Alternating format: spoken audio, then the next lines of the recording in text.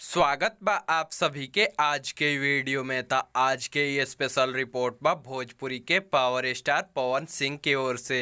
Video शुरू करे से पहले आप लोग के बता दी कि अगर वीडियो पसंद आई तो वीडियो के लाइक कर देम, शेयर कर देम। पावर स्टार पवन सिंह के आप लोग के बीच में बहुत ही शानदार और धमाकेदार नया गाना आवे वाला बा, जौना गाना के नाम बा मीठा मीठा बथे कमरिया 2।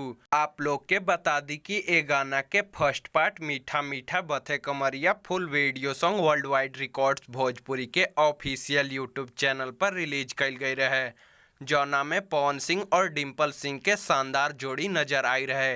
ए गाना के भोजपुरिया दर्शक लोग खूब पसंद कर रहल बा और ई गाना के अब तक 65 मिलियन यानी 6 करोड़ 50 लाख से ज्यादा बार देखल जा चुकल बा। आप लोग के बता दी कि मीठा मीठा बथे कमरिया पार्ट 2 के तैयारी शुरू हो गई बा और एकर रिकॉर्डिंग 1 से 2 दिन में कंप्लीट कर लेहल जाई। ई गाना के गौले बड़े पावर स्टार पवन सिंह जी और ई गाना के लिखले बड़े अरुण बिहारी जी और ई गाना के संगीत से सजैले बड़े आशीष वर्मा जी।